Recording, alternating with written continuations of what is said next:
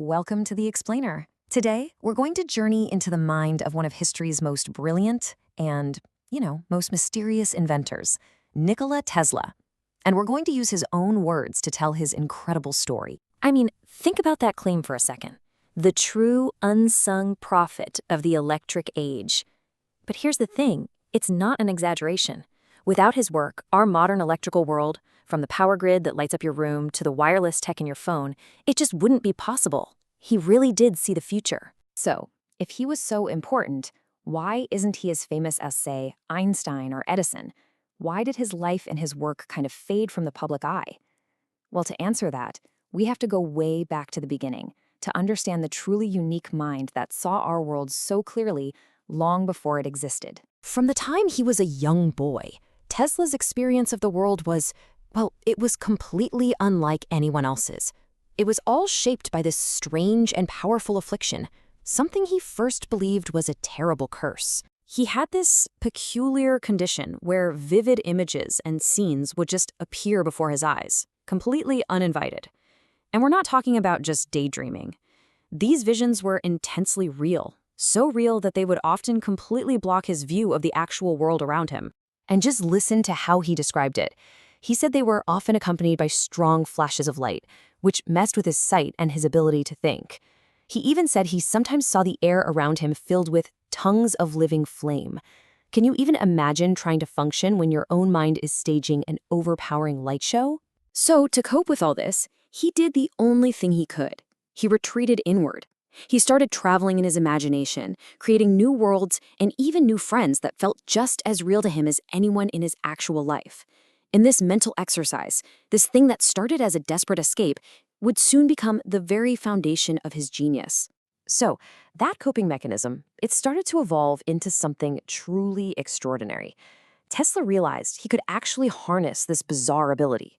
He learned to control it, which led him to develop a method of invention that was radically different from what anyone else was doing.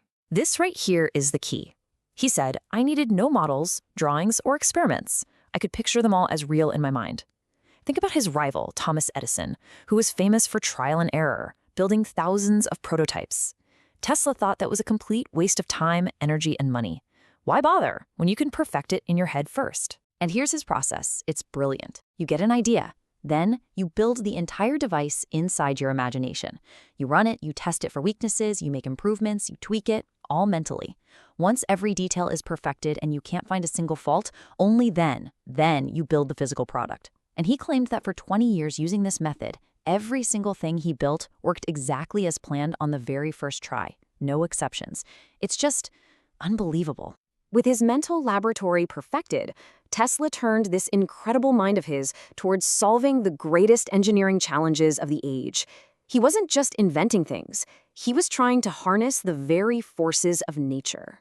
For years, he'd been completely obsessed with one problem: the brushless AC motor, a puzzle no one could solve.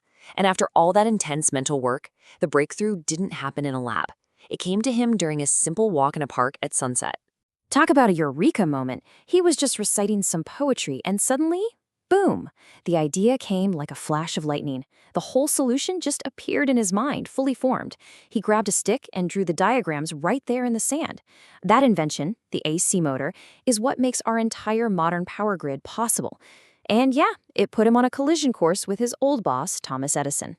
But, you know what? Inventing the basis for the modern world wasn't enough for him. His ambitions were way bigger. He envisioned a future where information and even energy could be sent wirelessly through the Earth itself. He called the device for this the magnifying transmitter, and he thought that was his best invention ever. And just look at what he planned to do. He called it his world system.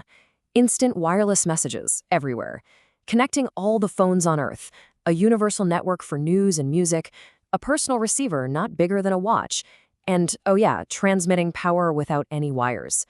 This is literally a description of the internet, smartphones, and a global power grid conceived over a century ago. It's mind-boggling. So Tesla got to work. He started building a massive tower to bring this world system to life. But he was about to discover a very hard truth. Having a vision for the future is one thing, but getting the world to be ready for it, that's a whole other challenge. And you can see the disconnect right here. On one side, Tesla's grand vision, global wireless everything, abundant clean energy, a unified humanity. On the other side, reality. His funding was pulled. There was a financial panic. Investors wanted to focus on simple, profitable commercial radio, not his grand plan. And eventually, his incredible tower was torn down in 1917. What's so interesting is who Tesla blamed. He didn't really blame his rivals or the bankers. He said, "My project was retarded by laws of nature. The world was not prepared for it."